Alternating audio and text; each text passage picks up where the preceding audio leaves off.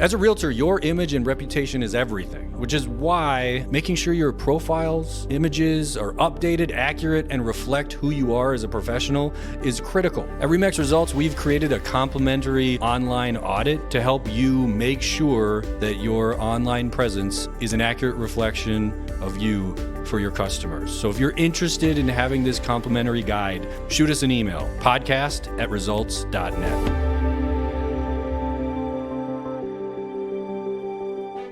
So if you can look back and sort of think about what led to your success. There's nothing special I could attribute it to. Honestly, like I rarely even look at it that way. I usually feel kind of underachieved. We're doing great. Like business is good. So it's not to downplay that, but go to work every day for all those 16 years. Like I keep a real, like I go to the office every day.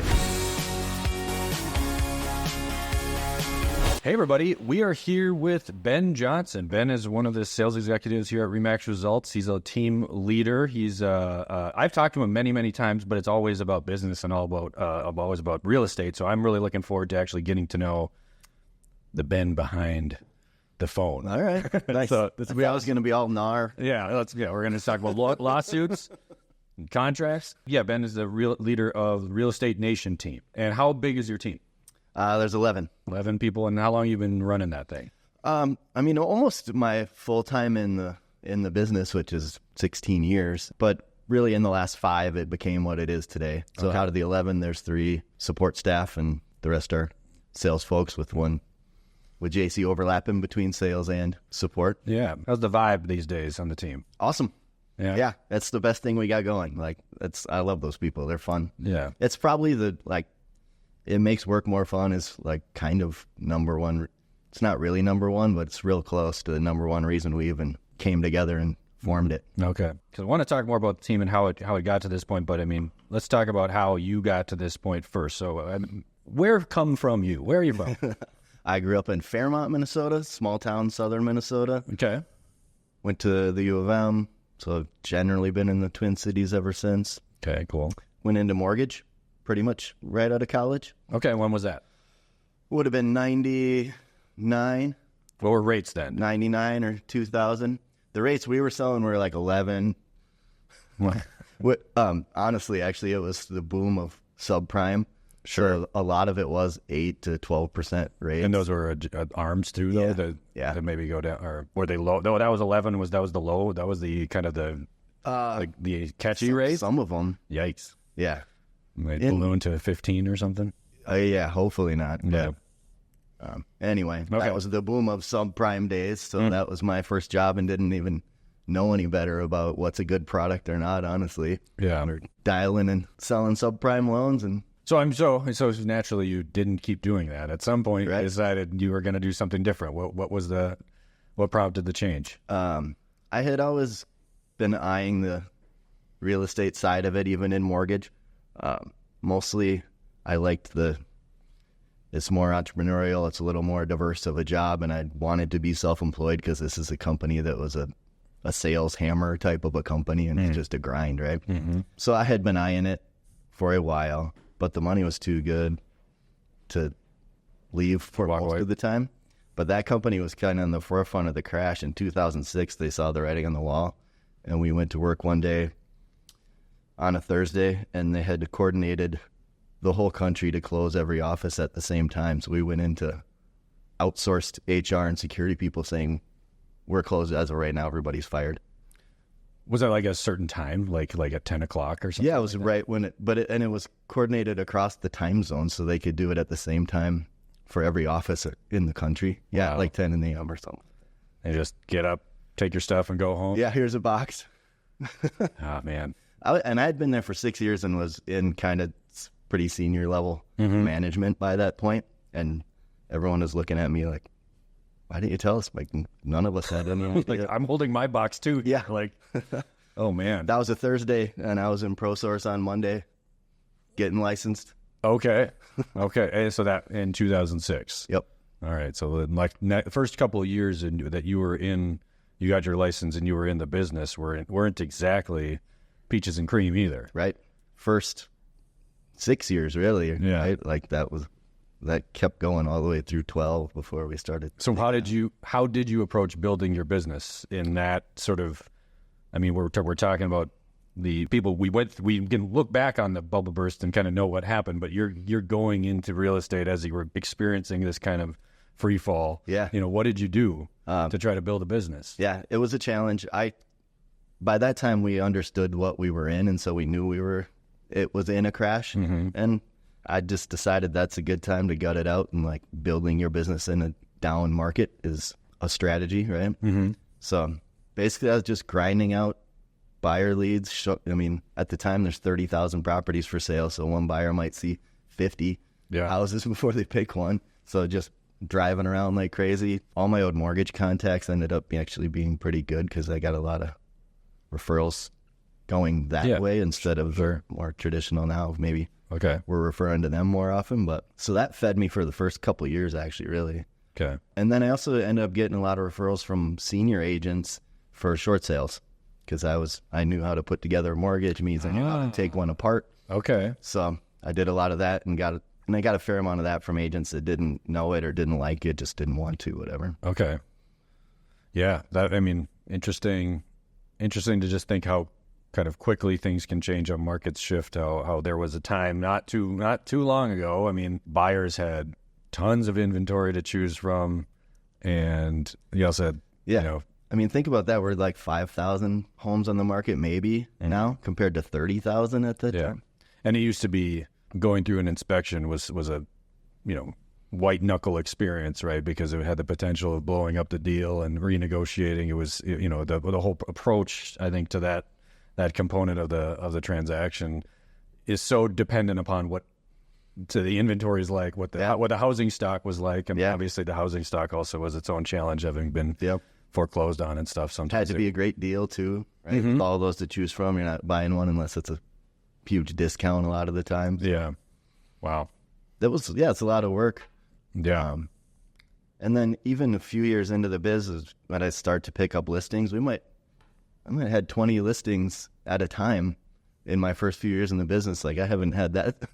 I don't have that. Well, I sell too quickly. Even close. Yeah. But they weren't so treasured at the time. I mean, you have 20 of them and you might sell half. Especially the short sales. Though that process of, I'm sure, just dealing with the banks and knowing kind of who to call, but speaking their language and stuff, that could have been helpful to have that mortgage background. Yeah. An application to get out of your mortgage is the same as the application to get one.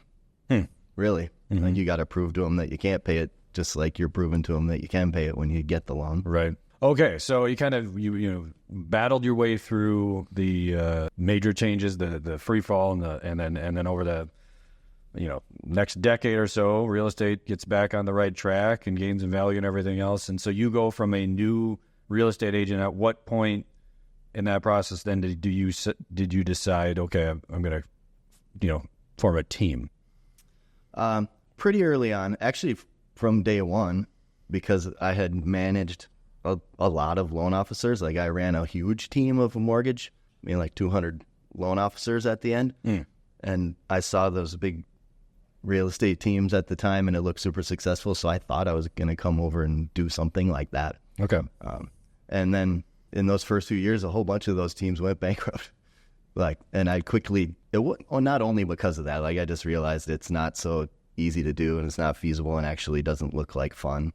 So changed the vision pretty early on and, had to, Chasey's been with me the longest. I think she's 12 or 13 years or something like that. So, so fairly early on we got started. So his Real Estate Nation team was a nation of one or two people to begin with, but it's grown since then? Yeah. Okay. That's fair. Like if you could try to sort of just encapsulate like what else is it about your team or your philosophy of leading it that you think sales executives find attractive? Thank you for asking. It's very much a team of peers. A lot of people wouldn't even look at me as the leader. I mean, we have Jen and Gina, and everybody is. It's very much a organization, a collective like this, and as opposed to a top-down type of thing. Sure. So that's for starters. The way we have it written on the site, it says it's a team of polished professionals, like-minded in customer and community service, working together to do more or better than we could individually, which I think is still a good synopsis. point number one is that we can do a better job for our clients than we could without being together. Okay. That's foremost, right? And then personally, the top two is 1A and 1B is it's more fun that way, and to work with people that you like. Yeah. And 1B is the kind of cliched work-life balance is kind of cliched now, but the concept is still the same. Like, your business goes on if you need to take a break, and everybody balances their time really well, and like avoiding the typical high production burnout that happens in real estate. It's working great for that. Yeah. Do the people on your team, do they have certain functions? I mean, with this, especially, I know you have the support staff, and certainly they would have their particular functions, but as regarding the practicing real estate professionals themselves, do they have set roles, or is it more of just a complementary, we help each other out, we just work together to approach, a transaction in a given The latter way? Like, everybody does everything. There's no buyer's agents and listing agents, or so everyone is, I guess, traditional realtor, right? Yeah. They're bringing in their own clients, they're generating their own leads and everything else. 100%. Like, we're mostly sphere-based, repeat and referral-based. Most of us just old-school realtors, all running our own individual businesses together. Okay. Yep. Yeah. Do you find that particular sales executives have a specific kind of strength that you would like to highlight, or do you let everyone sort of kind of run their own and do it their own way? Yeah, I guess the latter on that too. We do have a nice continuum of like tenure in the business. Several, like, I'm 16, 17 years. Jen and Dean are there longer, and then we've got Paige and Wyatt and Jesse, Britt on the earlier end of their careers. That seems to be complementary, but it doesn't mean anybody has a specific job and the other person has a different job. Right. We are also kind of split up east side and west side. Now. Okay. That's right. Who's on the east side? Wyatt, Jesse, Jen. So that's helpful. Yeah. Send referrals to the other side of town and kind of be efficient on use of your time. Yeah, for Of sure. course, we'll still drive to the other side for certain clients. Yeah, but it's good to have a toe in the water on the other side, because you spend you get better at where you're spending the most amount of your time. Agreed. Right? You get So you got that expertise that's spread out. That's good. With the market today, I mean, it's kind of hard to, I don't know, maybe you could articulate it better than I. Like, how would you describe the market we're in today, 2024, in comparison to like a year and a half ago, I guess people always ask how's the market thing, almost, I don't know, but usually, hey, it's great. And it is right now, I think. I mean, everything is selling. I'd say the difference from a year ago is just simply, I think we're getting momentum and traction on more transactions. A year ago, we were a little worried about the count, and the market was down 30% just in transaction count. That's something the public doesn't really see. They see interest rates and home prices, and prices weren't going down, so it looks like a good market, and it is. But obviously, if you're high producing brokerage like you or team, transaction count matters, right? Oh yeah. So there's in the aggregate for sure. Yeah. So there's a little bit better wind behind the sails on that, and where a year ago it might have felt like in the downswing that was going to continue that direction. So I don't know. It's all good this year. We're having fun, and sales are going great. Yeah, and a year and a half ago, that was when the rates really spiked, and I think it took a while for the consumers to like absorb that reality. Right. I mean, I think the rates before that were kind of artificially low, right? And so it really needed to buoy itself up. And having your experience on the lending side, I mean, how do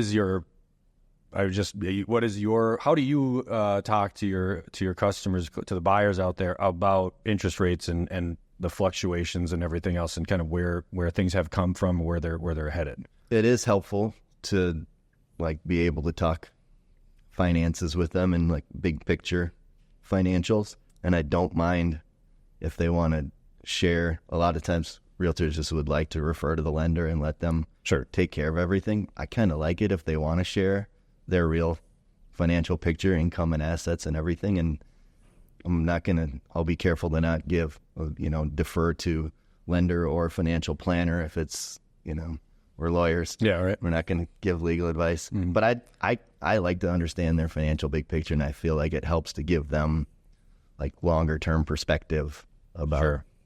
you know, if you're a first timer, this is what it looks like today. And here, you know, if it's affordable, it's okay if the rate is 7 instead of 4. Yeah. And what it is going to look like for you 5-10 years down the road. Yeah, it's good. It's good.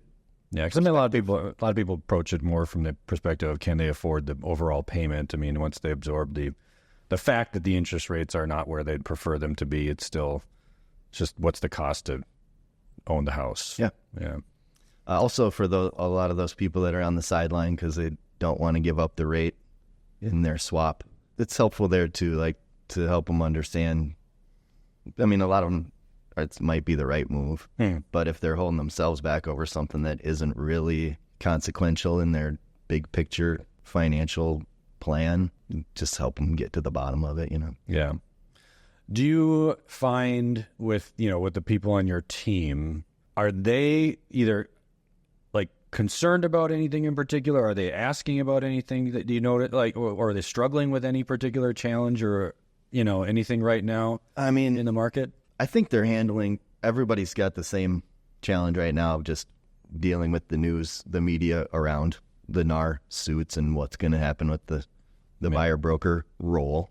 So that was like the topic of conversation often, but everybody's handling it really well. Like, and they all have a good level of confidence in what their own value is. So I'd say the most, other than that, the conversations about challenges are actually one of the fun parts about our meetings, because everybody comes in with what happened this week and here's what happened and how would you handle that or what would you do with that, and you can't keep them on agenda. Like, I don't know if you've ever been to one of those, but man, it's like a lot of talking. A lot of talking. You get done with it, you say, okay, what did we accomplish? Or what was the agenda? Because I don't think we got to it.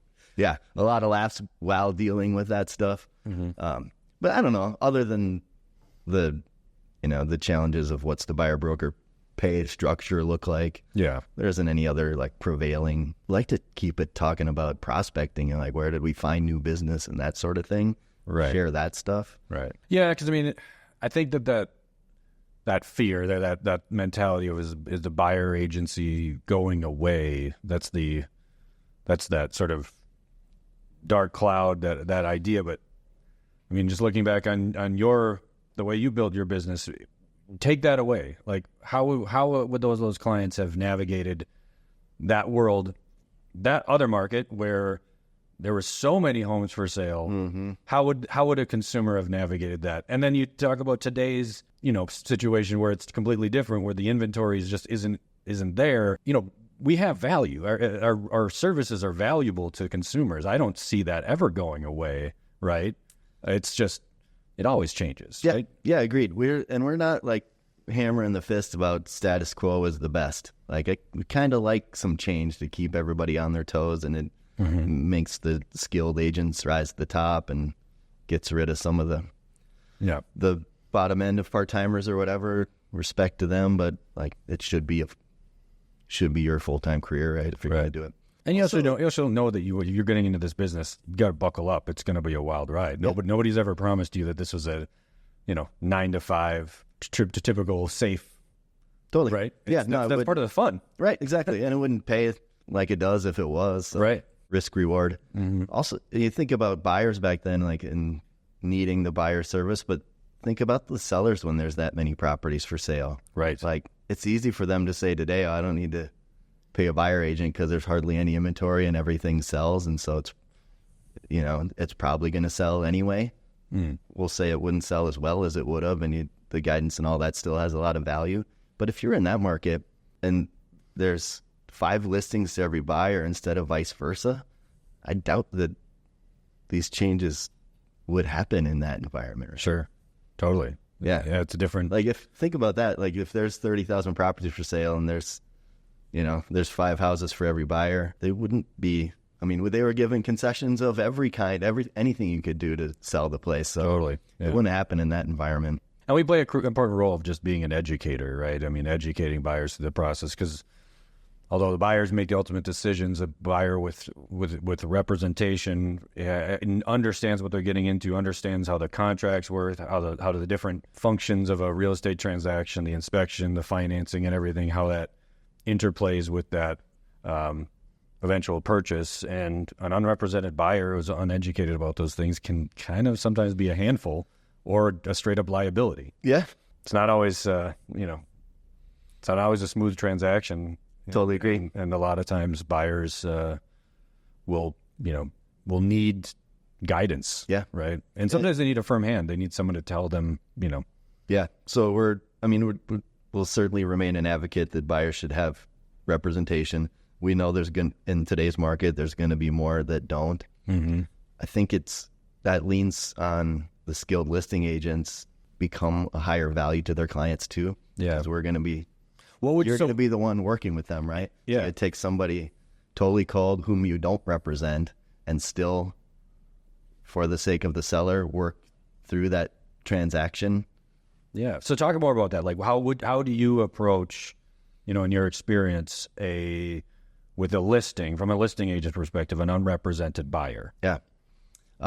It's been happening a lot more just already. Yeah. I like putting deals together, or just on buyers coming to you, or both? Both. Yeah. More just direct calls on our listings, and several sales have gone that way this year already. Mm-hmm.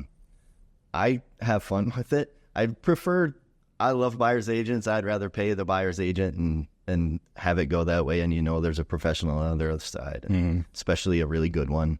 Like that makes the deals a lot better, right? When there's two skilled professionals on each side. I kind of like the challenge of taking the direct calls. Yeah.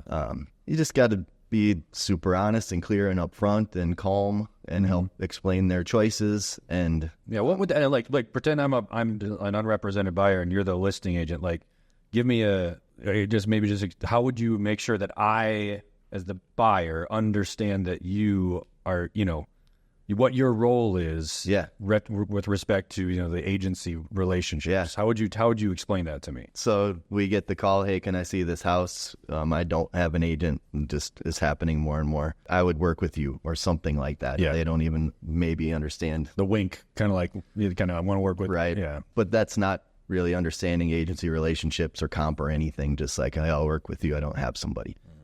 So I would just vet them a little bit to make sure it's somebody worth showing the house to and taking the seller's time. But generally, we're going to say yes, of course, like we'll show you the house. Right. And we can talk about, I'm not going to get too deep into it. Like, let's just show you the house. See if you like it. We can talk about, maybe before that even, but at least at the house, we can save the agency discussion for in person. Mm-hmm. Being absolutely careful, of course, about providing agency disclosure right up front, and not wait until they like the house, like at the front door. Right. Like, here's Correct. here's how it works. I understand you don't have an agent. You get it that I represent the seller. I'm working in the seller's best interest. You can know that I'm still going to be honest with you. And that's actually a requirement, but I'm going to, even if it wasn't, like, that's just who I am. Don't worry. Like, Sure. Okay. And if they tell you that they like the house, they want to write the offer. yeah. You kind of just put it out there like, okay, just basically tell me what you want to write, or do you do like a reverse offer where you basically write it from your seller's perspective and then just give it to the buyer? Usually I'll just ask the buyer here's the basic terms. You tell me what you want the terms to be and I will write it. Then I'll send you a draft for you to read the whole thing, and then you tell me what edits you want. If you want me to walk you through it, I will. Yeah. I almost said I'll walk you through it like it's our own buyer. It's not like that, but it's because I can't pause and say, here's the pros and cons of each step. Sure. But I will go through all the lines if they want. Right. And just say, this is what this means. Yeah. What do you want to do? Right. And I do actually usually tell them, again, like, okay, right, I represent the seller. You're unrepresented. I'm putting it in the offer, like buyer seeing agency and chooses to be unrepresented. Excellent. And even before doing that, though, I'll show them the house and say, you get it, right? I represent seller. Nobody's on your side. If you want to be represented, you still can. Yeah. And I don't mind. Like, I'm not going to try and defend that and say, no, I showed it to you, so nobody else can get involved. Like, I give them that option.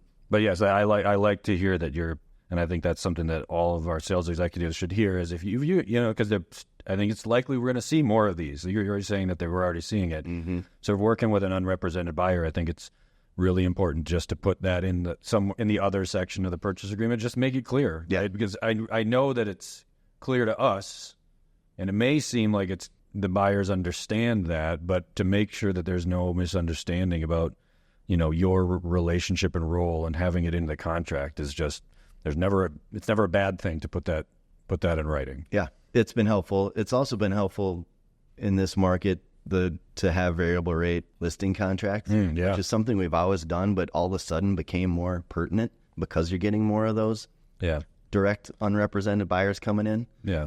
So do you have like a canned phrase for those that you use for that? I'm not asking you to get the numbers or whatever. I will if you want. Yeah. Yes, it's, hey, I'm not represented. Do I get, this is going to be a better deal for the seller, right? Or do I get money off or whatever because there's not an agent? And that's part of the reason. I mean, the main reason we did it is to align our best interests with our sellers. Like, if I'm going to do better, you should do better. Right. So I just thought that was fair for our seller clients. It also became handy for that buyer who's always been out there that comes without an agent and says, I should get money off because you're not paying an agent. Mm-hmm. And now even more so because of it's in the spotlight. Yeah. The answer to them is yes, there's a variable rate contract with the seller, which means I represent the buyer or they are unrepresented. Yeah. The rate that they pay is less. Yep. Yeah. And how much? Like, that'll be the question. Yeah. The contract between me and my seller is confidential with them because I represent them. Right.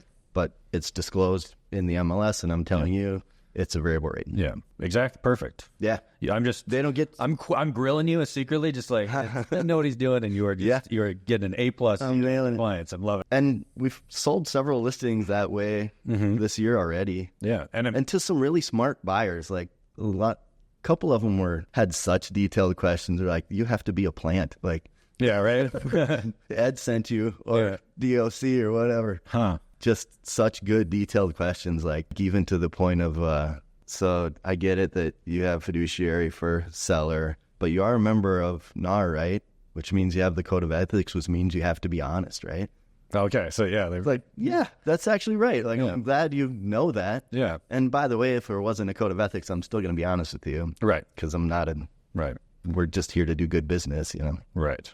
Right. There's no room in that. There's no upside in that. So no, it just gets in the way. Yeah. You can build your reputation for years, and then one exactly move and it can destroy it forever. But having a command of all that stuff and being able to say it smoothly and confidently, and have them still believe that you will be honest and you will treat them fairly. Yeah, it's been working. So if you can look back and sort of think about what led to your success and how you got to this point with your team and your profession and everything else and your skill set, as you look back, do you credit any, if you did coaching or had any sort of like a support or anything else, but just like what is that when you look back on this, or was it just grinding that got you to here? Probably just that. Like, there's nothing special I could attribute it to. Honestly, like, I rarely even look at it that way. I usually feel kind of underachieved. Okay. I don't know. Yeah, we're doing great. Like, business is good, but I was like, man, I could have tried harder on some of that stuff and been something beyond what we are. But what we are is great, so it's not to downplay that. But I'd go to work every day for all those 16 years. Like, I keep a real, like, I go to the office every day. Okay.